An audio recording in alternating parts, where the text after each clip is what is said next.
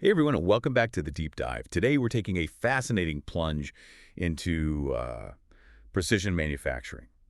Specifically, we're looking at a real powerhouse, the Ercolina TB180 Top Bender. We've got some great source material giving us a close look at what makes this machine tick, especially for bending those larger diameter pipes and tubes. So, our mission today, let's unpack its capabilities and really understand how it impacts quality and efficiency in manufacturing. Yeah, it's interesting stuff. What jumps out at me right away is how these kinds of specialized tools really drive specific industries. I mean, when you're talking about forming big pipes and tubes, things like consistency, precision, they aren't just nice to haves. They're absolutely critical for structural integrity, for how the product performs, and safety too.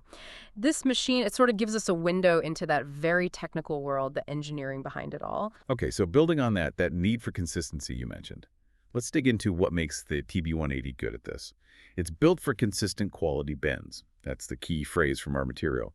And not just pipes and tubes, right? It also handles squares, rectangular profiles, even solid bar stock. And the capacity is pretty serious. We're talking 6-inch tube with a .120 wall, or even 6-inch Schedule 40 pipe. That's substantial material. Boy, heavy duty. Yeah, and it can even bend 4-inch Schedule 40 pipe to 90 degrees with an R350 radius, which, for pipe that size, is actually a remarkably tight curve. Shows real control. And the source material mentions electronic monitoring, specifically for the counterbending die positioning. That's really key here. That die supports the inside of the bend, stops it from collapsing. Having that electronically monitored for accuracy, for repeatability, well, that's where the consistency comes from. It means less relying on just operator skill, more on, intelligent, repeatable machine execution. Right. And that leads directly to less waste, fewer parts you have to redo, just better quality overall. Okay, so beyond the raw power and the precision mechanics, the user side of things seems really interesting too. Our sources talk about a new touchscreen control. This isn't just a fancy add-on, it seems central, makes complex stuff more accessible.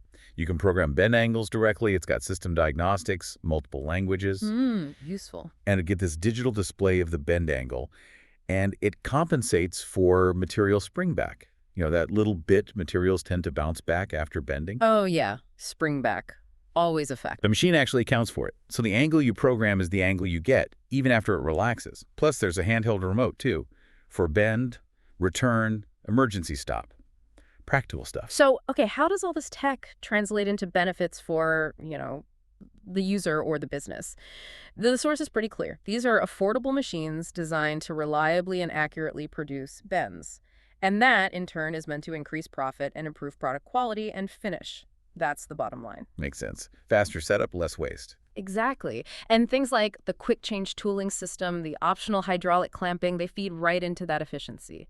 Less downtime, more production, more profit. So with all these features, what's the actual scale this machine operates on? Let's talk capacity numbers for a sec. Maximum CLR, that's centerline radius, is 23.5 inches standard, pretty wide arc. Or it can go up to 31.5 inches with an extension.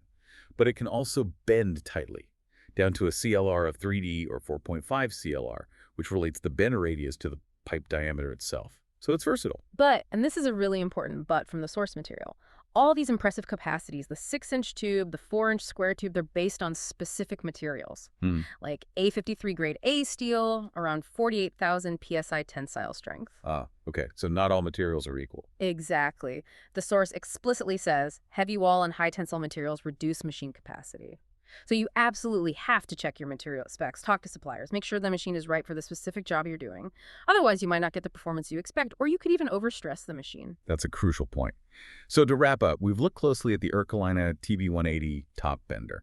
It really seems to blend precision engineering, serious heavy-duty capability, and a focus on making it usable. Looks like a tool built to genuinely boost what a shop can do and how profitably they can do it. Yeah, definitely. What really stands out when you look at equipment like this is how that advanced engineering meets, practical, real-world application. And it makes you think, doesn't it? How critical is understanding the material itself? Maybe even more critical than just knowing the machine's specs if you want those perfect, consistent results every single time. Something to consider.